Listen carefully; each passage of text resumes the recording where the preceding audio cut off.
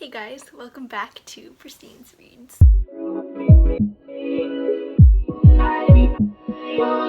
Today is a little bit of an interesting mishmash video. I'm interrupting your previously scheduled review of Hostage Run by Andrew Klavan to do a kind of like fun little sort of video that has stuff I've been wanting to do just to kick off the new year. So yeah, I can't believe it's 2021, guys. Well, actually, technically, I'm filming this in 2020, but this video will be uploaded by future self in 2021. So yeah, that's interesting tidbit there. So technically, it's still 2020, but I've already been thinking about my 2021 reading goals and things. So I thought a good way to kind of help myself and maybe you guys to get started on your 2021 reading goals and stuff would be to do a fun little reader medium book tag. And then I'm also going to kind of expand on that on my own a little bit and then give you guys some practical ways you can help knock off books that you want to read just this upcoming year. So yeah, so I'm gonna start off with the reader medium book tag. Now again, this is not an original tag. I just found this tag on YouTube and decided it would be fun to do this to kick off the new year. So yeah, let's get started. The first question is, what constitutes as reading to you and why? So for me, I don't know, I've just been reading books typically the more traditional way, which is like, you know, paperback, hardback. That's really like the traditional way to me. I don't know, but I know reading is definitely not just books. Like you can read, I don't know, newspaper articles, stuff on the internet, I don't know. Yeah, reading isn't like just books either, but I don't know, to me, like reading, when somebody says reading, the first thing that pops into my head is not reading like an online article or like the newspaper or something. It's reading like an actual book. But yeah, I know reading is definitely like, technically the definition of reading to be like using your eyes to like look at words and like comprehend them and like what they mean. I don't know. But yeah, technically that's like reading if you break it down. But yeah, to me reading is, I would say it's reading books. Now what kinds of books, we'll get into that soon. So yeah. But yeah, I know reading can definitely like not just have to be using your eyes too. Like I know blind people, they use like Braille and stuff. So that's also considered reading too. Okay, so now the next question is, what are the pros and cons of audiobooks for me? One pro I like of audiobooks is that I can listen to them and do stuff at the same time. So whereas like if you had like actual book, you just have to like sit there and like read it. And you really can't do anything else. At least I think I can walk and read at the same time, but my dad's like, no, you can't multitask, there's no such thing. But I'm like, yes, I can read and walk at the same time. But that's another debate for another time. Anyways, yeah, so yeah, I think one pro of audiobooks is that you can definitely like listen to them and do stuff at the same time. So you are multitasking then. You can like listen to audiobooks and like clean your room, vacuum the carpet, although I probably wouldn't do that voluntarily in my spare time, to be honest. But yeah, fold laundry, I don't know, well, my mom tells me to fold laundry, so gotta listen to her kind of.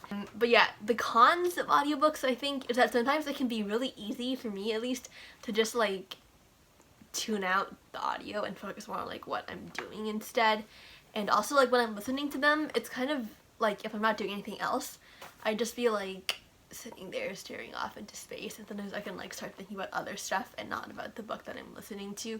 Depends on like the book, you know, it could be really interesting and make me want to listen to it all the time, or it could be really boring and I wouldn't really have a good like concentration on what the book is about. I will say though that audiobooks are definitely not my go-to reader medium, definitely not.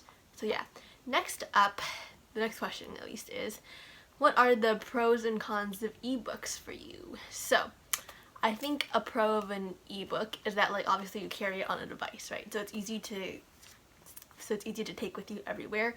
Whereas like regular books, like when I go on like trips and stuff, I pack like a huge stack of books, and obviously that's like a lot of weight for me to carry. If it's like a suitcase, sure, but like if I'm going backpacking or stuff, then I'm carrying like 20 pounds of books on my back. Okay, maybe not 20 pounds, that's a slight exaggeration, but yeah. So ebooks are easy to take with you, like and you can have tons of them on your Kindle, your iBooks, I don't know what other apps you use to read ebooks with. But yeah, some cons of ebooks definitely is because like my parents are, I wouldn't say strict, but they're definitely like, they keep screen time rules for me and my siblings. So yeah, reading ebooks would like take up a lot of my screen time. So yeah, and also like with ebooks, it's just not like ebooks and audiobooks. It's just not the same as having like a real book you can like hold in your hand. There's just something so satisfying of being able to like turn the actual pages of a book. But like with ebooks, you don't really have that. You tap the screen or you scroll down. But yeah. Next question is like, if you do read, you know, actual physical books, would you prefer like hardbacks or paperbacks? And okay, for me, I prefer hardbacks because I have this thing, it's like my pet peeve, okay? I have this thing where like, if you have those paperback books, I hate it when like people crease the spines. Okay, here, let me show you an example. Keeper of the Lost Cities. This book is very well worn and loved, not only by me, but by my siblings too. So as you can see here, it's got some very, at least to me, disturbing creases going down the spine there. And I do not like that at all. Okay, this is like my major book pet peeve, okay?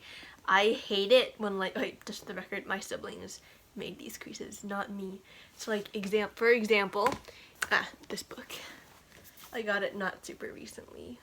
Actually, no, I did get it recently. I got it for Christmas. But yeah, I've already read it a bunch anyways. So yeah, Courageous by Dinah L. Slayman. If you look at the spine, there are no creases there. You see that? Yeah, that's because only I've read it, whereas here, like, all my siblings have read it. So of course, when they're, okay, I'm not actually going to do this because, but anyways, they take the book and they like bend it all the way. So, okay, you're gonna say like, well, how can you read then if you can't like actually open the book flat to read it? Well, I'm like, easy, just keep your fingers on the side of the book and you bend it like that and you can read it perfectly fine. But yeah, my siblings insist on bending the book all the way to... Anyways, but yeah, so I prefer hardback then. After that little rant, I just, yeah, prefer hardback. It's just easier, like you can open the book like and lay it flat when you have a hardback. Like for example, Unlocked. Like you can just open it, you can lay it flat, and you don't have to worry about like creasing it at all. And also like I find in my experience that hardbacks like tend to last longer too. Like the paperbacks with their like covers and stuff, they get like the corners of the cover, they get like damaged and stuff. So yeah, I prefer hardback for sure. Next up is, if you read ebooks, what device or devices do you read them on? So I normally read them on my phone because that's just like, I take it with me a lot. So like if I'm on the go and stuff, I don't know, if I'm riding the train or in the car, I can just pull out an ebook and read it. Because like sometimes if like my family takes trips and I wasn't prepared, or like I ran out of books to read on a trip, because that happens to me a lot. I cannot tell you the number of times I've packed books to read on a trip and then I finish them way too fast and there's like 4 days left in our vacation still. I'm like, what am I going to do? I've got nothing to read. So yeah, then I pull out my phone and read ebooks. So I did have a Kindle, technically, yeah, but it's a Kindle Fire and it's really old and outdated. Besides, my sister uses it for like these games and stuff. So I don't, besides like now I have a different Kindle account which is only linked to my phone and not to the Kindle Fire.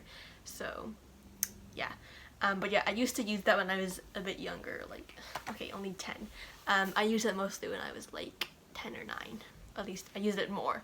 But then when I got my phone like a year or 2 years ago, then I started switching to that more. Next question. How do you think digital books have affected the publishing industry and readers? So, I definitely think, I don't really know anything like professionally about this, but I think that like if you have ebooks, the publishing industry definitely doesn't make as much money just selling ebooks, rather if they like just sold purely the physical books, like paperbacks, hardbacks, because you know ebooks are like way cheaper than if you buy hardback or paperback. So yeah. As for readers, I think, yeah, definitely ebooks have become like a lot more convenient and just easier for readers nowadays to like just be able to like not spend their entire life savings on books, although I probably done that before, so I'm not claiming any innocence there, okay?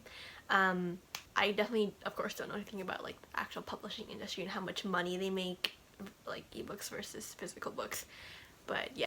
Okay, so next, for any people watching this with disabilities and or those who have like inside knowledge, are ebooks and like digital books like actually inclusive like to you? So hold on, just to make a lot of sense, at least I hope it makes sense to you. If no, suggest how they can be more inclusive. No, I don't like have any disabilities, so I think what it means is that like people who have disabilities and like for some reason like they don't really click well with like physical books or audiobooks. Like obviously if you're deaf you can't listen to an audiobook, and if you're blind you can't really read a physical book, but yeah, I don't know how many kind of disabilities would affect different kinds of reading. But yeah, if like, I don't know, I think this is not really personally for me to answer, it's like for anybody who's watching this to answer, so yeah. And if no, you don't think they're inclusive to you, then maybe suggest down in the comments below how they can be more inclusive, like some way you just need to have like books to read. Maybe you won't be reading by like sight or listening, but just like, I don't know, I'm so bad at this. Just suggest how like reading can become more inclusive to you. Okay, moving on.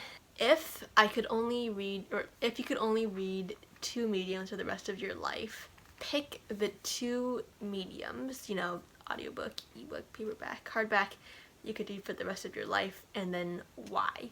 So, for me that's kind of an easy choice because I definitely value like actual physical books over ebooks and audiobooks. While they're both great, I still value physical books way over audiobooks. So I'd pick hardback, paperback. It's really not that difficult.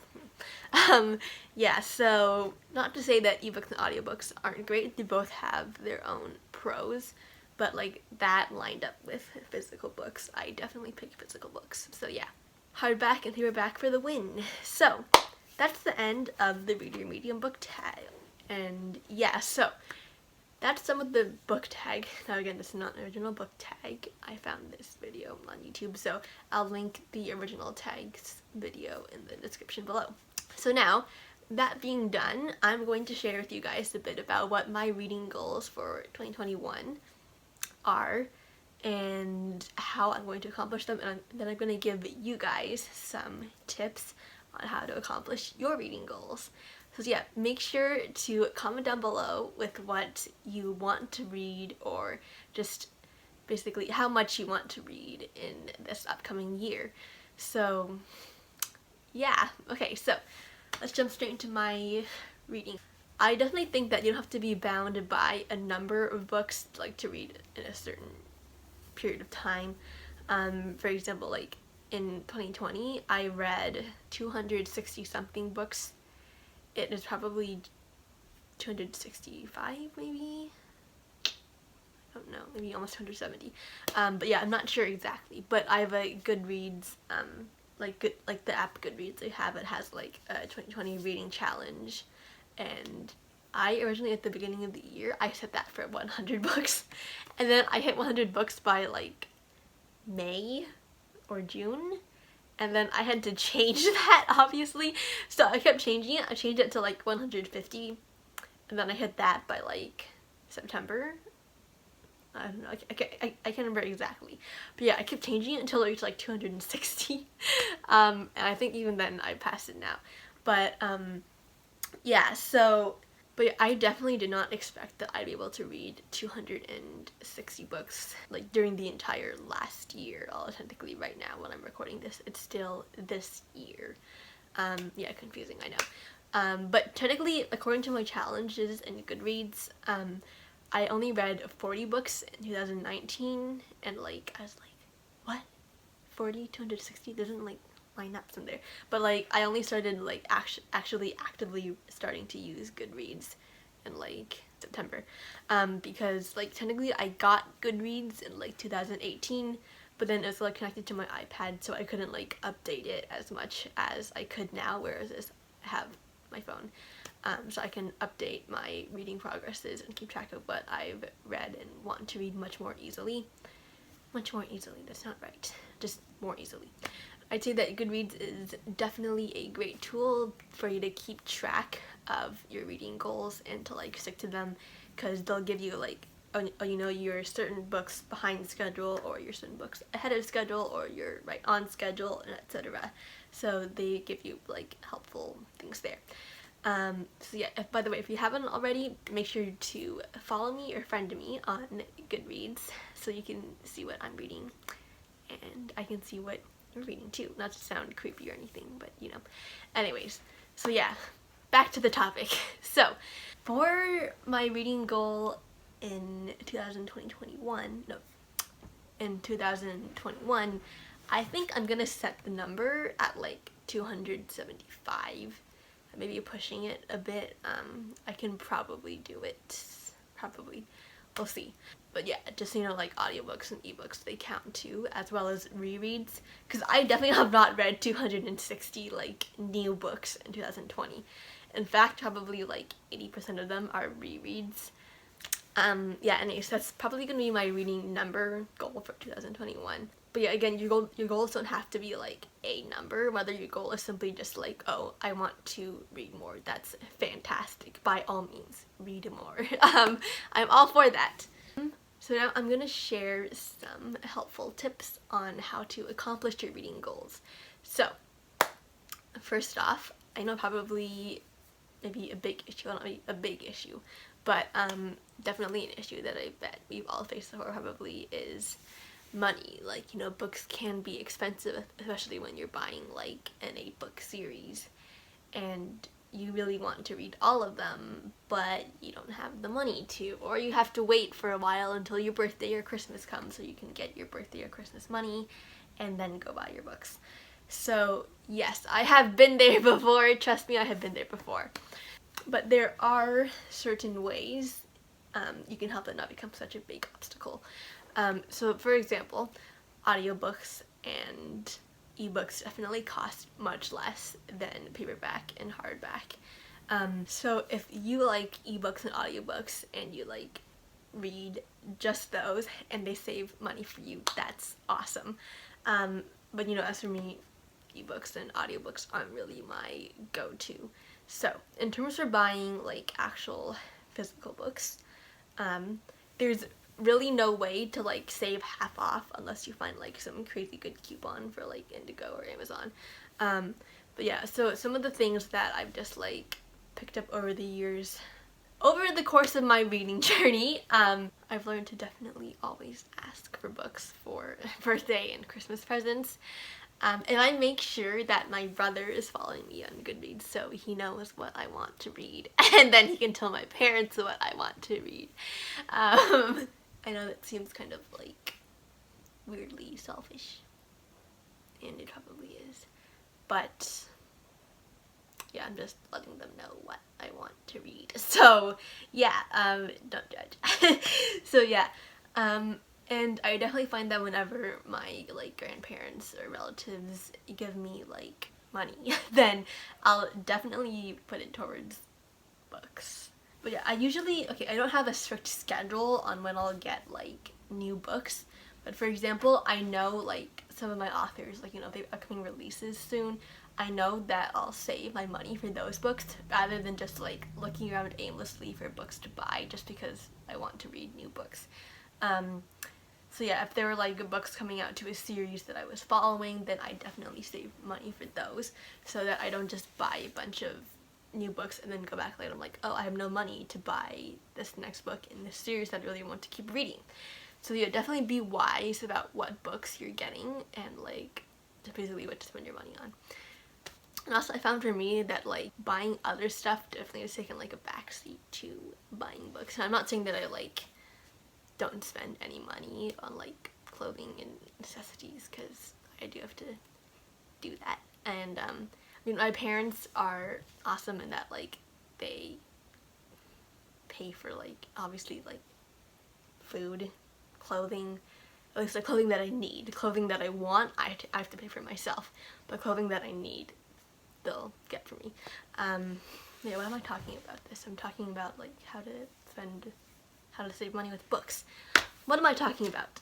Back to the subject. But yeah, also I would say don't buy a huge series that you think you're gonna like, but then you read the first book and then you're like, oh no, I don't like this, but I bought like all the other 6 books in this series. What do I do? So yeah, get the first book and see if you like it, or check it out at your library, and if they have it, to see if you like it, and then if you actually do like it, then you can get it, or the rest of the series, or whatever it is. But yeah, I know, my friends always laugh at me because sometimes like if I borrow books from them or the library and I really like them, even though I read all of them, I'll just go and like buy them already, and they're like, why do you do that? And then I'm like, there's just something about like owning the books and like being able to reread them and just like look at them, revisit all your favorite moments, like you have them with you. That's just so much better than reading it once at the library and then forgetting the amazing story 2 months later. So yeah, that's basically, okay, oh my word, I spent like 10 minutes covering that subject on just how to save money with books. We gotta move on, guys. If you have more questions, comment down below.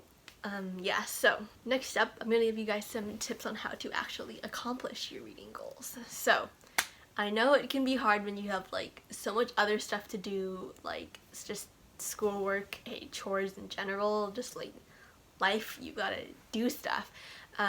Maybe it might seem hard at times to set aside a time for reading and actually get to that book that's been sitting on your shelf for weeks, but you never actually gotten a chance to read them. So yeah, here are some ways you can crush those goals. So way number 1, actually set a reminder for yourself. So sometimes I like to just remind myself to just take a break to read, even like, you know, after my schoolwork, if it's just been like stressing me out. Then usually before bed I find is the golden time for reading. But you also have to be careful about what books you pick to read before bed. Don't pick like some creepy horror thriller thing that's gonna keep you up all night. Okay, like those you save for reading in the daytime, so then you can kind of like process the story and forget about it, hopefully, when you go to bed. I know, that's just me.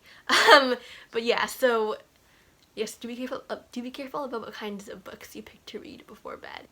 Usually I find I read stuff like stuff that's good to read before bed, I find is like fantasy, like historical fiction, romance, sometimes like a bit of adventure and action.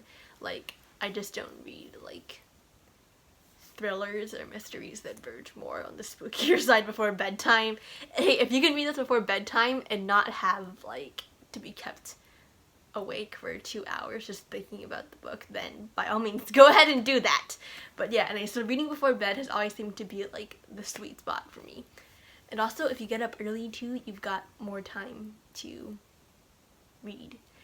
So yeah, and also like just throughout the rest of your day, be concentrated in what you're doing so that you don't have like, so you're not just like lazing around doing your like homework or something and then you like text your friends for 20 minutes in between, or like check your social media and then go out to your homework and you like can't do any of it, and then you're like, oh no, and then you have no time for reading later. So yeah, just like be concentrated and like just diligent in the rest of your day too. So again, like audiobooks are good to listen to and just knock off pages or an audiobook, like minutes, while you're doing like chores. Like for example, while my mom has us fold laundry, I like to listen to an audiobook while I'm doing that, because I can fold laundry pretty mindlessly and concentrate on the audiobook at the same time, or like vacuuming, dusting my room. Those are definitely the tips I have for you. But yeah, if you have any other suggestions and stuff, please put them in the comments. I would love to hear from you guys and your goals too. So that pretty much wraps up this video. I hope you guys enjoyed it. If you did, please make sure to give it a thumbs up and subscribe to my channel if you haven't already. And yeah, make sure to follow me on Goodreads if you haven't already. And yeah, hope you enjoyed this video, and I'll see you guys next week again to review Hostage Run by Andrew Clavin. But yeah, so I wish you guys a Happy New Year, hope you had a Merry Christmas, and I'll see you guys next week. Bye!